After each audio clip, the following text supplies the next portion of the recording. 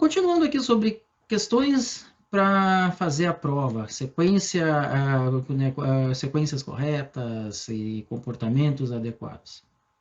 Sequência correta de serviço, sempre branco antes de tinto, ou quase sempre, já chegamos lá. Seco antes de suave, tudo que tem açúcar fica para o fim, açúcar é mandatório, porque de fato distorce o paladar, e se tiver vários vinhos com açúcar, se possível, e se conhecer, claro, os menos doces antes, os mais doces depois. E aí é por isso que algumas vezes brancos antes de tintos não é possível. Se o branco for licoroso, ele vai lá para o fim.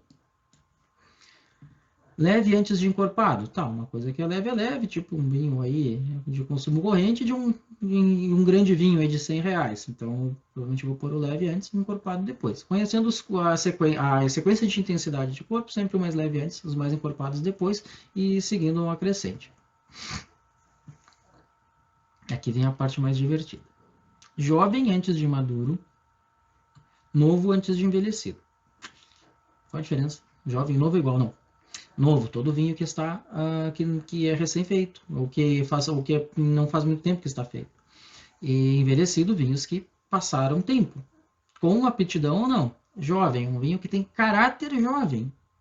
Grande parte dos vinhos do Vale de São Francisco, grande parte dos vinhos de R$20 que a gente tem pelo mercado, seja o Madem, seja Salton Classic, Santa Colina, vinhos que não têm aptidão para envelhecimento e que inclusive pioram quando ficarem envelhecidos.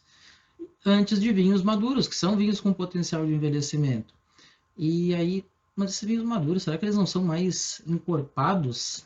E a gente sempre fazia uma escala aqui de leve antes de encorpado. Aí tem uma outra, sempre costuma de fato ser uma escala de intensidade de alguma coisa. E a intensidade que a gente vai ver aqui, intensidade de complexidade. Um vinho maduro é muito complexo, um vinho com potencial para amadurecer. E aí desse jeito nós teríamos um vinho com potencial que está ali amadurecido. Que ele tem buquê, que é uma coisa que a gente não tem no vinho jovem. Ele tem mais equilíbrio, ele tem mais sutileza, já baixou o seu grande corpo e já está ali num corpo muito redondo e muito gostoso. A gente vai tomar um espetacular de um vinho e vai olhar para o jovenzinho depois, que é isso? Então ele acaba vindo antes. De alguma forma, até por uma sequência de intensidade de sabor, né? Porque um jovem vai ter. É que às vezes ele está mais novo do que um vinho maduro com um bom tempo, mais pujante, mas efetivamente nem sempre ele é mais leve em relação ao vinho que amadureceu. Mas ele vai ter um monte de características de jovem e quase nenhuma de envelhecido, que vai nos fazer achá-lo mais sem graça. Eu acho que o ideal é não ter essas duas numa mesma sequência, inclusive não tem muito sentido, são vinhos muito distintos, mas se tivermos, que seja feita essa ordem. Com algumas ressalvas, como nós já dissemos, né, que se tivermos o branco suave, ele fica para depois. Se nós tivermos um vinho velho mais leve, também é para servir antes, mas aí, inclusive, temos que dizer que se ele é mais velho e era leve, não era talvez nem para estar mais velho. E, eventualmente é melhor, inclusive, tirá-lo da sequência e tirá-lo da vida, né, e levá-lo para o seu lugar aí de que morreu, e perdemos, se for o caso. Na maior parte das vezes é uma probabilidade grande. Entre vários vinhos doces, como a gente disse, né, que se siga a escala de doçura. Isso aqui nem é harmonização, né? Branco com carne branca, tinto com carne vermelha e rosé, né, no espaço. Um salmão, pronto. O rosé, quando que vai aqui nessa ordem? Aí o rosé, inclusive, eu não falo dele antes, porque eu acho que é importante a gente conceituar que o rosé ele é um pouco variável. A maior parte dos rosés é bem leve, inclusive mais leve que brancos, e por isso vai bem antes de branco. E nenhum deles é mais encorpado que um tinto, ou seja, vai sempre antes dos tintos. Agora, a ordem, efetivamente, ali vai depender de cada caso. E os rosés Mafama, aqueles que tinham doçura, e ainda hoje temos pelo mercado, é claro que eles vão para depois, tá? Por isso que o rosé, às vezes, tem uma colocação um pouco variável. Da mesma forma, o espumante, tá? O espumante, se é doce, vai para o fim, se é mais seco, vem para o começo. Se é mais encorpado, vai depois dos brancos, que se não forem tão encorpados quanto ele, principalmente que tem gás, que é um pouco mais pujante em boca. É importante pensar nisso. Não há certo e errado do ponto de vista de escrever uma ordem, mas sim a certo e errado impor eles. A gente tem que respeitar as características e a intensidade de cada um e pôr numa ordem de que o anterior não ofusque o próximo. Essa é a lei da sequência de serviço.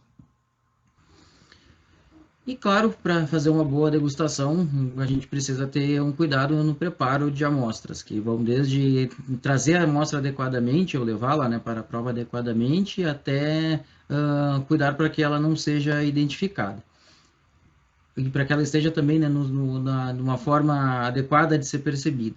Eu acho que o primeiro deles é a temperatura de serviço, e aqui são recomendações que eu faço com base na própria experiência, no que a gente vê aí de range de temperatura para diferentes tipos de vinho, de forma que se desempenhe melhor. Isso aí, claro, uma coisa que pode ser bem pensada para cada caso. E ajuda também essas temperaturas na própria ideia de serviço, quando não for efetivamente uma competição ou uma prova mais técnica. Vejamos aqui, começando pelos espumantes, a gente tem um range grande, de 4 a 12 graus, e, claro, quanto mais doce, mais a gente vai ter temperatura mais baixa. Importante perceber que 12, talvez, para alguns espumantes bem complexos, pode ser um pouquinho estendida, 1 grau, 2 mais, não é quente, evidentemente, mas alguns espumantes mais complexos, de fato, se beneficiam de uma temperatura maior, e assim acontece nos vinhos brancos e nos rosés também. À medida que são muito complexos, com a temperatura maior, eles acabam liberando mais aromas, sendo mais fragrantes. Tem uma tendência de usar taça de vinho branco ou mesmo tinto para espumante mais complexo. Eu não sou mais favorável, porque a teoria é que a taça maior ajuda a liberar mais aromas do espumante que é mais complexo, mas estraga bastante perlage e até mesmo a própria gaseificação, já que tem uma superfície de contato muito alta, não só visualmente, mas de fato pode ter uma perda de gás relevante para incomodar na característica gustativa da efervescência. E particularmente a taças adequadas, mais esguias, que tem um bom bojo ali para que se tenha o desenvolvimento de aromas sem perder perlage, juntando uma coisa a outra. Eu acho que é fundamental esse equilíbrio. A própria taça do espumante brasileiro é assim, e champanhe tem um modelo de taça muito parecido com a do espumante brasileiro, que também é mais ou menos assim. Ela é baixinha, ela não é tão comprida, não é tão larga, mas ela tem um bojo maior. As taças tulipa também são adequadas nesse sentido, nem tanto quanto essas outras duas, mas são adequadas.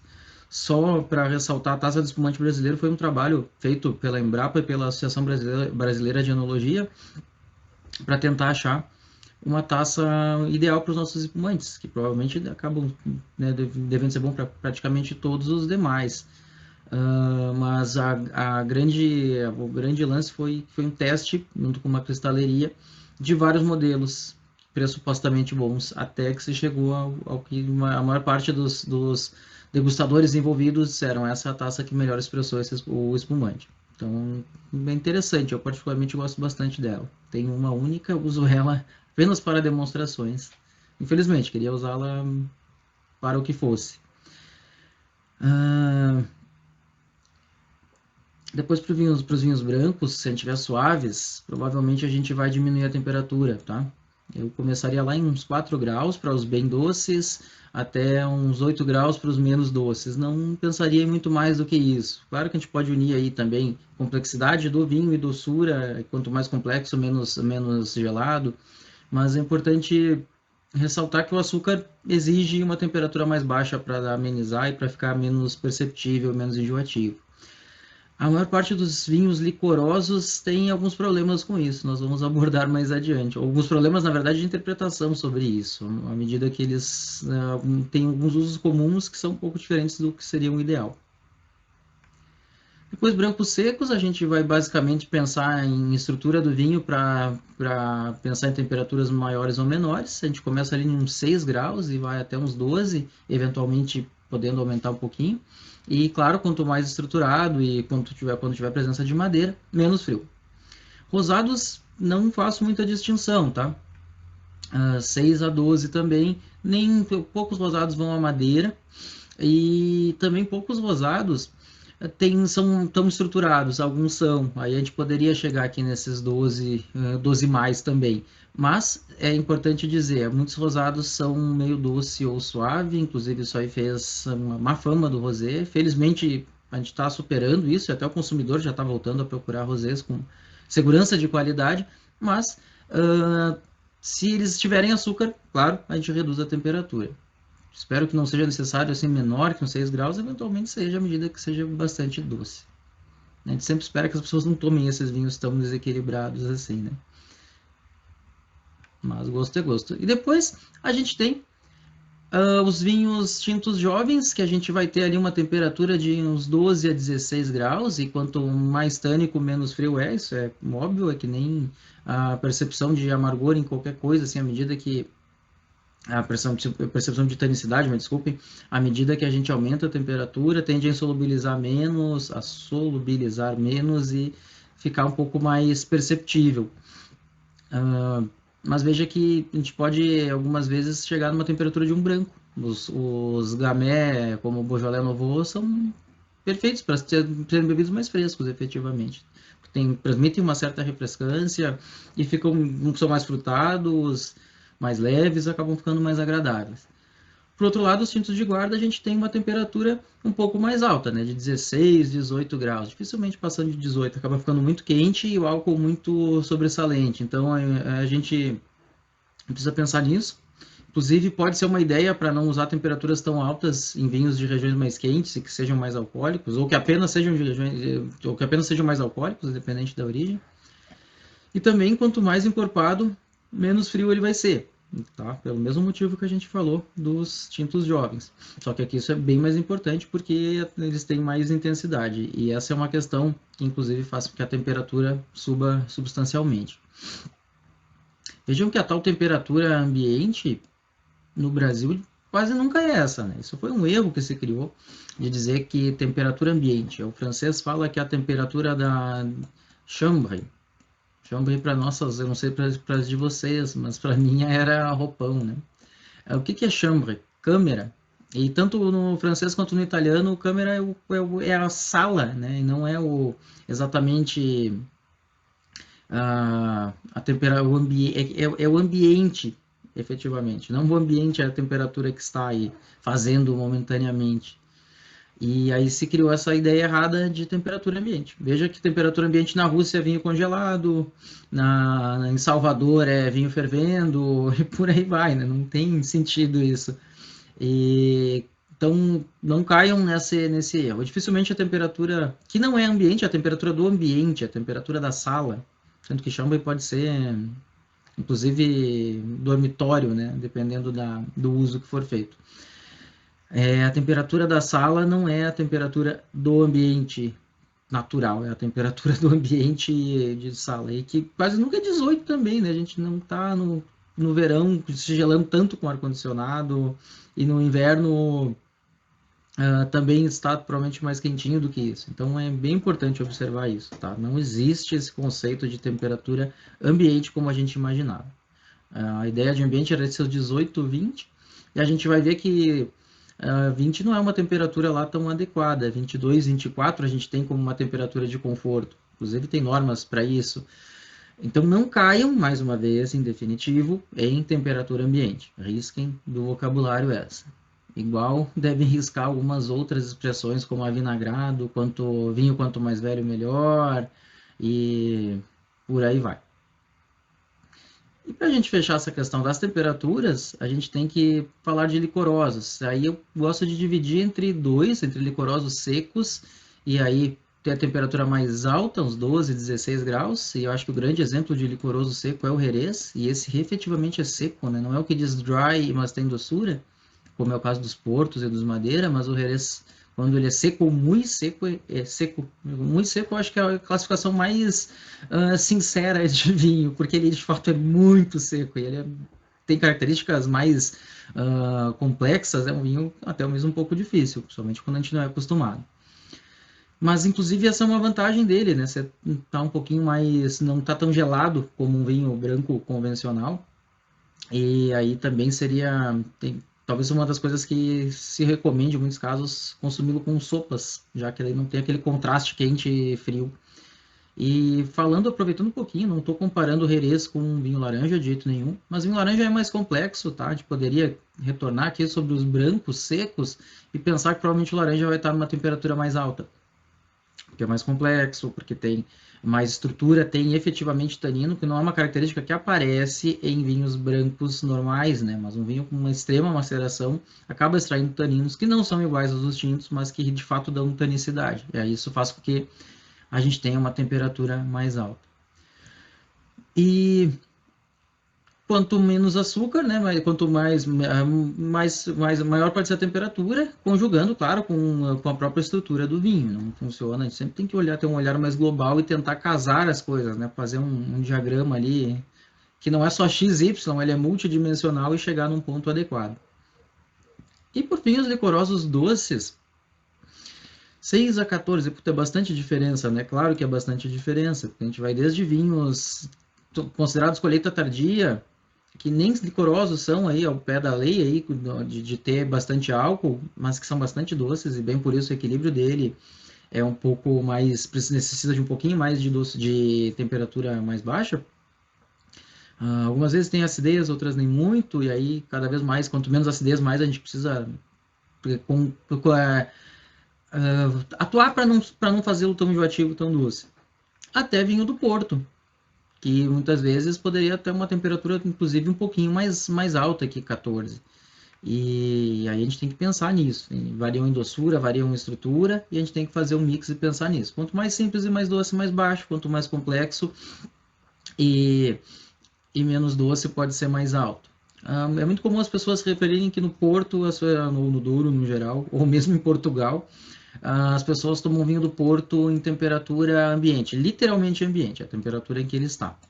A gente tem que falar duas coisas. Temperatura ambiente de Portugal, em boa parte de Portugal, em boa parte do ano, não é tão alta. No verão é, quase todo o país. Tudo bem, e aí eu preciso dizer que daí mesmo no verão eles tomam assim, eu preciso dizer que esse uso, apesar de clássico e consagrado, certamente não é o mais ideal. Tá? Eu não recomendo o vinho do Porto, ali é uma temperatura de um tinto, que tem bastante, ele tem tanicidade, então não pode ser tão gelado, mas ele tem, embora não pareça que seja tânico, em função da doçura, como a gente vai falar depois de equilíbrios gustativos, mas ele tem um conteúdo alcoólico bem relevante, que acaba ficando muito evidente, e tem também bastante doçura, então eu particularmente penso nele um pouquinho mais gelado. E pessoalmente prefiro pecar pelo excesso de frio do que pelo excesso de calor. Mas é importante dizer, se nós falarmos o que a OIV recomenda para um concurso, que não necessariamente é o que a gente precisa seguir, à medida que não está seguindo, não está fazendo um concurso, ou está tentando fazer os vinhos se expressarem melhor nas suas diferentes formas, então, né, essas regras deles são para coisas serem comparadas com bastante equidade. Eles têm uma única faixa para brancos e rosés, e vai de 10 a 12. Tintos, 15 a 18, independente se é jovem ou se não é, e inclusive no OIV tem categorias ali pensadas para vinhos jovens, mas não tem temperatura diferenciada. Espumantes de 8 a 10, e 8 para mim já é muitas vezes bastante quente, mas poderia estar melhor no caso do moscatel, por exemplo, com a temperatura mais baixa. Até 4 graus, às vezes, já acho interessante para um vinho que frequentemente é bem doce e tem muito aroma, então ele não se beneficia tanto de temperaturas mais altas e nem necessita para se expressar. Vinhos doces, no geral, e aqui eles põem vinho doce natural, vinho vin de liqueur, enfim, todo tipo de vinho. Eu traduzi assim por vinho doce, 10 a 14, e aqui também acho que talvez alguns casos podiam ser mais gelados. E os destilados é o que eu mais tenho acordo, né, de 12 a 16. Qualquer dos destilados vínicos e, no meu ponto de vista, qualquer dos destilados alcoólicos, no geral. Porque é uma bebida bastante fragrante em álcool, precisa abaixar um pouquinho isso, e não pode estar tão gelado, não pode estar tão quente para não ser tão cáustica e tão desagradável em boca. E eu particularmente não gosto, a gente não está falando de concurso, mas eu não gosto de destilado com gelo, particularmente eu prefiro ele mais gelado. Às vezes eu tenho destilado na geladeira, algumas pessoas olham, mas não se toma gelado. Olha, gente, vamos lá, eu tomo como eu quero, antes de mais nada, na minha casa, do meu jeito, e mesmo que não fosse a minha indicação de destilados, sobretudo para quem não quer diluir, é tomá-lo levemente gelado. E fechando este assunto, decantação.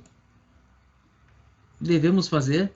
Eu acho que isso depende muito das características do vinho e do teu objetivo. Das características do vinho, se vale a pena ou não decantar. Vinhos muito jovens não se beneficiam de arejamento. Vinhos muito envelhecidos podem se oxigenar demasiado e acabar oxidando, quase que instantaneamente. Eu já vi isso acontecer. Até mesmo era um barolo de, não lembro que idade, mas devia ser mais que 10 anos e acabou com o vinho, decantou e pum, morreu. O vinho tinha cara de velho.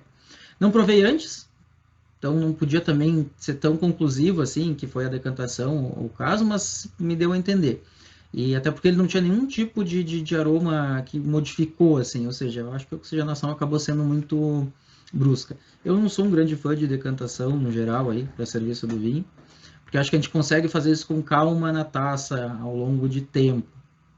Né? Depende muito se tu vai ter que servir uma garrafa inteira de uma vez só ou não. Se você vai ficar degustando em casa, eu prefiro não decantar. E a opinião que alguns outros sommeliers dividem. Alguns grandes, eu citaria aqui o Mário Leonardi, que é alguém que eu tenho bastante confiança, que tem uma formação sólida, é um que diz, olha, a decantação, eu particularmente prefiro que ela aconteça e não que ela seja feita. E ele também concorda com essa história das taças. Tem um vídeo dele falando, né, que não faz muito sentido, assim, usar uma taça abertona para... Não é abertona, mas, enfim, muito grande, muito bojuda para espumante. A abertona não é a que indicam aí, os que acham que o espumante precisa aparecer mais em uma taça maior.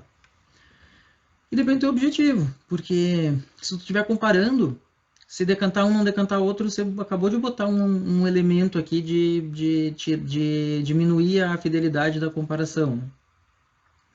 Mas se tiver todos decantados, talvez fique ok. Mas certamente o vinho em si muda. E aí, muitas vezes, quando você quer destrinchar as características sensoriais deles, eu particularmente não faria, porque acho que isso você acaba percebendo em taça. Inclusive, se ele evolui, se ele se oxigena, se ele abre. Eu acho que é parte de degustar um vinho na forma dele mesmo, tá? E claro, pode ser um fator de disformidade à medida que a gente tem aí vinho sim, vinho que não, e aí, pô, será que não fez diferença? Claro que fez. Se tivermos um concurso, no máximo que concursos não sejam experimentais efetivamente, eles precisam ter um comparativo fiel. E se for em casa e a gente gostar de decantação, aí faça. Aí certamente tu vai estar melhorando o teu vinho. Mas aí tu tem que cuidar, porque, volto a dizer, os comparativos não são os mesmos. A decantação, é importante dizer, quando ela acontece no decanter, ela é muito mais rápida do que acontece na taça. É mais lenta, que a gente vai consumindo e aí vai percebendo a mudança do vinho, e aí pode decidir por deixá-lo mais tempo depois ou não, uma taça servida, até para deixar claro a diferença, porque que eu entendo que decantação nem sempre é uma boa alternativa. Para mim, uma boa alternativa é para tirar borras, na medida que ficar chacoalhando a garrafa realmente faz ela se dispersar. Mas eu ainda prefiro tomar o vinho com borra do que tomar ele já oxidado demais, por ser muito sensível à decantação. E aí, de fato, como último tópico, é legal descaracterizar o vinho, né? Porque isso evita a subjetividade, evita qualquer tipo de inferência, evita todo tipo de inconveniente que tem quando se sabe características do vinho. E muitas vezes o próprio formato da garrafa é diferente. E aí num concurso você já sabe, opa, esse aí só pode ser de tal empresa. Então é bom que tentar sempre ter ali elas bem descaracterizadas. E quase sempre os vinhos vão estar rotulados, né? Somente na realidade de prova aí, em casa, em escola, não vai recebê-lo sem rótulo. Alguns concursos sim podem receber, mas é importante deixá-lo descaracterizado, que aquilo seja uma garrafa, ponto. E aí a gente normalmente usa aqueles saquinhos, papel laminar, folha de alumínio, alguma coisa assim. É importante dizer, né? Esse esforço todo ele é invalidado por algum afoito que acaba exprimindo. Principalmente se ele percebeu que a garrafa ele conhecia, mesmo que ele tenha errado, parece a garrafa da Maison fulano de tal. Pau, todo mundo vai pensar isso. Tá? Mesmo que tente blindar esse comentário, vai acabar buscando ali, fazendo a comparativa. Então, de novo, a gente acaba esbarrando aí em comportamento do degustador. Pelo amor de Deus, não se faz nenhum tipo de comentário. E essa primeira chegada do vinho, ela é assim, bárbara pra gente. Parece um pinot. Pum, todo mundo vai olhar que é um pinot. Ah, que cor bonita, todo mundo vai achar que a cor é bonita. Que garrafa é o vinho da Argenta, não é para fazer isso, tá? Não façam isso. E aí vale inclusive para casa, porque quando a gente está fazendo informalmente lá uma brincadeirinha de provar vinho sem saber o que é, a gente não quer esse tipo de, de inferência. E aí não faz, não é a questão se invalida ou não o método, né? O comparativo para um concurso, mas se invalida o nosso próprio exercício. E por último, é importante dizer, e embora tenha ficado por último, não é menos importante, parece aquele ditado antigo, sobre degustações às cegas. Mas em casa eu não preciso. Eu posso fazer ali enxergando? Pode, tudo bem, não está disputando nada, mas toda vez que a gente faz uma degustação às cegas, a gente tem, sobretudo, um exercício de humildade. Tá? Além de se treinar, a gente tem na inferência de o que será que esse vinho, de onde vem, que variedades tem, que idade tem, quanto será que custa. É um exercício absoluto de humildade, porque aí a gente descobre, primeiro, se a gente é bom, né? À medida que a gente consegue aí perceber o vinho, e não é adivinhar, é perceber, já chego nesse ponto, e, e faz desprendido de qualquer conceito prévio, de qualquer inferência. A gente descobre que vinhos que a gente disse que a gente nunca tomaria, a gente falou bem, que vinhos que a gente dizia que eram maravilhosos não eram tão bons assim, que as coisas podem ser bem diferentes e que a nossa percepção é muito influenciada. E por isso que é interessante, sim, fazer com os vinhos descaracterizados. E não vai valer nada, não vai virar uma pontuação. Talvez o rankingzinho, aquele do fim da noite, qual foi o melhor, né? Que é aquele que acaba a garrafa primeiro, mas de qualquer jeito, é um exercício importante para o degustador, né? E como eu dizia, não caiam nessa. Um bom degustador não é aquele que adivinha todo vinho. Qual é a variedade, a safra, a vinícola, o qual era a linha e tudo mais. Não, não é isso. Tá? É o que entende o vinho. Eu já vi muito sommelier conhecido cair nesse tipo de bobagem aí. Tem um caso muito clássico, assim, o Jô Soares, podem procurar, não preciso nem falar o nome do profissional, que ainda disse, não, isso aqui é um Malbec argentino, acabei de voltar da Argentina, era um Bordeaux.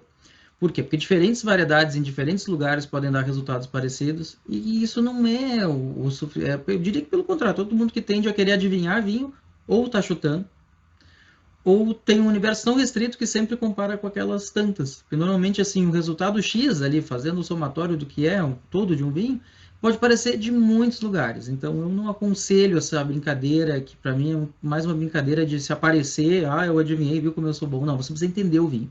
Você não pode dizer que um vinho de região quente era de uma região fria, porque são coisas muito distintas, mas entender isso, entender que ele é de uma variedade que se expressa, por exemplo, entender que uma variedade frutada não era uma herbácea, isso é importante. De fato, é, esse o exercício principal do sommelier.